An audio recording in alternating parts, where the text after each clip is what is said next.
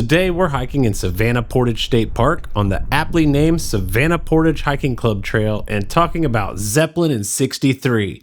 No, not the band, Count Ferdinand von Zeppelin. In 1863, the 25-year-old German officer had a wild adventure in these very same woods we'll be hiking in. Along the way, we'll share his story in his own words from letters written to his father and how the idea for his rigid airship, the Zeppelin, took flight right here in Minnesota. Let's go hiking. Before we get into what is more scary to the Count, is it bears or mosquitoes, let's go over the trail stats. The Savanna Portage Hiking Club Trail is 4.7 miles or 7.6 kilometers long with 298 feet or 90 meters of elevation change. The trail is rated moderate, but we found it to be easy, perhaps very easy. Maybe when it's muddy, it's more challenging, but again, I still rate it as an easy trail. Okay. Today's story is a wild one, and I wish we had time to tell it all, but we are going to focus on the Count's time in Wisconsin and Minnesota, and basically to catch you up to his time in America. A young German aristocrat is basically bored and gets permission from the king and his dad to go hang out in the Civil War on the Union side. A totally normal trip I'm sure we can all relate to. And after he's done observing the Civil War on the Union side, he then travels up to the great northern wilderness of Superior, Wisconsin, where he basically goes and gets lost in the woods, runs out of supplies, before eventually making it to St. Paul, where this young German aristocrat gets the inspiration for his first flying machine. It's an absolutely crazy story, and we're picking this story up after he meets Lincoln, after he sees the Battle of Ashby Gap, after he gets chased by Confederate cavalry, after he ends up in New York to witness the draft riots, after he goes swimming below Niagara Falls, he ends up in Superior, Wisconsin. And that's where we're going to pick up in his own words in letters written to his dad. This is the absolutely true story of Count Ferdinand von Zeppelin in the wilds of northern Minnesota. So we join back up with the Count and his so-called strange party in Superior, Wisconsin. The other people traveling with the Count would be 2 Indians, 2 inexperienced Russians, and himself. And this is where the expedition starts before ending at the point of near starvation, eventually, weeks later in St. Paul, Minnesota. July 30th, Superior, Wisconsin. My hand trembles as I write, since at the same time my traveling companions and I are packing our necessary baggage. The rest of it will be sent back by boat. Tomorrow, or the day after, we will go with the 2 Indians up the St. Louis River in my canoe. In 10 to 14 days, we should be in St. Paul on the Mississippi. Until then, apparently, we pass through only one human settlement. I feel enormously well, and I am told, growing obviously heavier. So, those are the words of the Count himself on July 30th in Superior, Wisconsin, and the canoe trip ended up taking longer than expected, and it was not until 18 days later, on August 17th, that Zeppelin commenced a letter from St. Paul, and we pick up our story there. This time of remarkable and delightful events has been troubled by the thought of leaving you for so long without news. But how should I have forwarded my letter? 3 weeks ago, while already within the edge of the wilderness, I encountered the last mail carrier, an Indian paddling down the St. Louis River.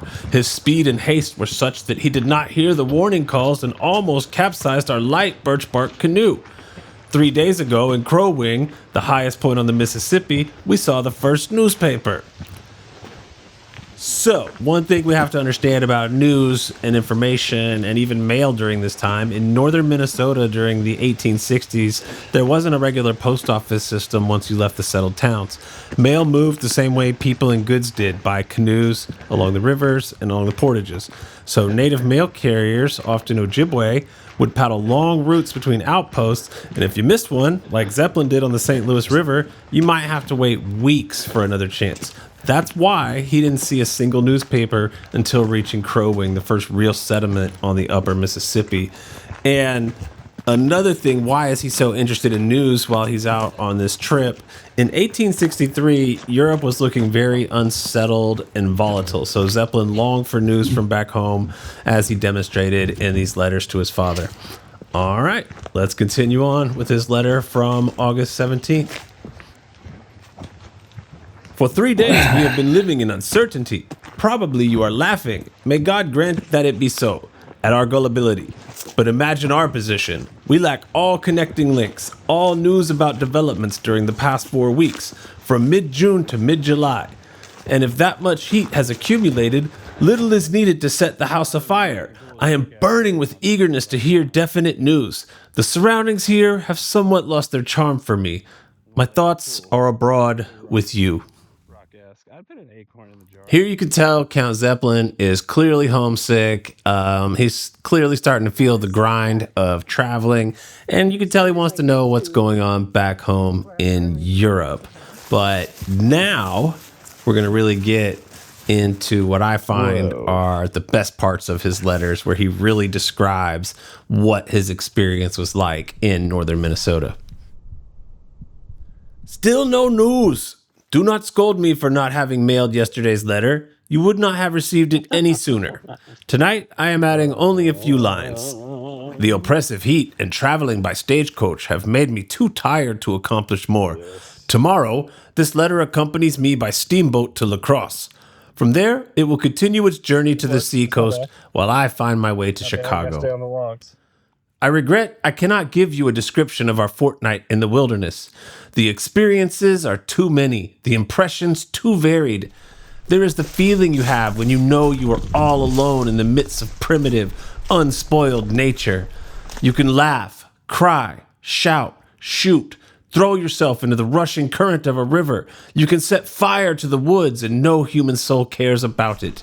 You are alone with the Creator in his magnificent temple. There is the soil on which you walk, the vegetation, the animal life inhabiting the forest, from the bear to the much, much worse mosquitoes. There is the strange way of traveling by canoe, and when the highest ridge of land is reached, of carrying it across over your head. There is the rocky island in the midst of a rushing stream, as described by James Fenimore Cooper in his novels, and the stillness of a lake on whose shore the Indian erects his fleeting wigwam. The swampy savanna is there with its high grass. There are the hardships of the march, heat, thirst, when water is lacking because of the unusual drought, hunger, when ammunition and provisions come to an end. Because at the lowest water ever, we traveled at a slower pace than planned. So what exactly is the Count doing in the North Country? According to his longtime friend and associate, Hugo Echner, he is looking for the sources of the Mississippi River. So he's not using the Savanna Portage in the traditional sense, and at this point in 1863, the Savanna Portage is basically no longer in use. There's a road that everyone is using to transport their goods. So Count Zeppelin and his party actually end up getting lost while they're out there looking for the sources of the Mississippi, and they were forced to eat water rats at one point when their food supply was exhausted. Later, they were so short on water and they had nothing to even cook the animals, they had to eat them raw.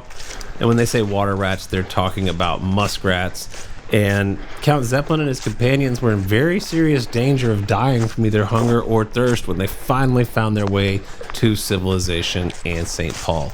And that's where the story gets really interesting. So let's continue.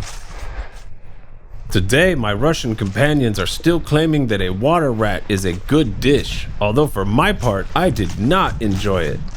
Through the thick forest, there are the Indian paths, not any wider than a hand. Only a skilled eye can find them. Above all, there are Indians themselves, their ways and customs, their wild calls and songs, their strange war stories, their dwellings, their skill. One of our guides shot a duck in flight at 60 paces with one shot and one bullet.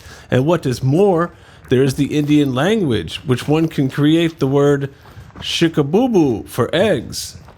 Editor's note, we included that because that is exactly the Count in his own words. The natives that were with the Count and his party were Chippewa, and that is neither the Chippewa or Ojibwe term for eggs.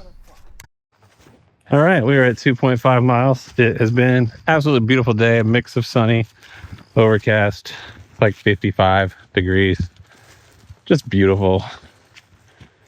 And yeah, let's see what the second half of the hike has to offer. The first half has been for sure Tizumi Woods approved. August 18th continued. Where we hit the Mississippi, it is rather wide but very shallow. Here I draw a sketch to help you trace our way on the map. Crow Wing is a small town of about 200 people who trade with the Indians. We found a tavern there, but its condition was such that we preferred to continue sleeping in the open. That brought me around to adding up and realizing that since I started this trip, I have slept a full 10 weeks outside a house, 3 on boats and railroads, 4 in a tent, and 3 under the open sky. It took us 2 days to travel by stagecoach from Crow Wing to St. Anthony, and from there, we went in our own hired carriage to St. Paul, so that on the way, we could look at Minnehaha Falls and Fort Ripley. Once again, we are enjoying civilization. I have made the acquaintance of the famous aeronaut Professor Steiner, who has invented a new kind of balloon suitable for military reconnaissance. Quick editor's note, when he says Fort Ripley, he is actually referencing to Fort Snelling. We're not sure how this confusion happened, but it is worth pointing out. And we are now in St. Paul and getting ready for the big cliffhanging point of the story. So let's continue. August 19th. Just now, I ascended with Professor Steiner, the famous aeronaut, to an altitude of 600 or 700 feet. Editor's note, that's a very short entry in his letter to his father, but in an interview 2 years before his death, he also says, while I was above St. Paul, I had my first idea of aerial navigation strongly impressed upon me, and it was there the first idea of my Zeppelins came to me. So a lot of lore you're going to see will say that he was in a battle and that he slid down the guidelines on his hands. You're going to hear all these other romanticized versions. Some stories say that he got the idea in Canada, but there it is from his own letters to his father and from an interview 2 years before his death. I think we can safely say that it is confirmed that Count Zeppelin had his first idea of his aerial flying machine in St. Paul, Minnesota on August 19th of 1863. And that is how Minnesota played a pivotal role in the invention of the Zeppelin airships, possibly even being able to take credit for the band getting named this. So when you hear those opening notes to Stairway to Heaven, remember you might just owe it all to a soggy Minnesota portage. No Minnesota, no Stairway. I'd like to give special thanks to Maria Bach-Dunn for the translations. I'd like to give a special thanks to the introduction and notes by Rhonda R. Gilman, to the Minnesota Historical Society and the Minnesota Historical Journal, to Count Alexander von Brandenstein Zeppelin for providing these letters to be shared. And I want to thank all of you for watching, and we'll see you next time out in the woods. Bye-bye, y'all.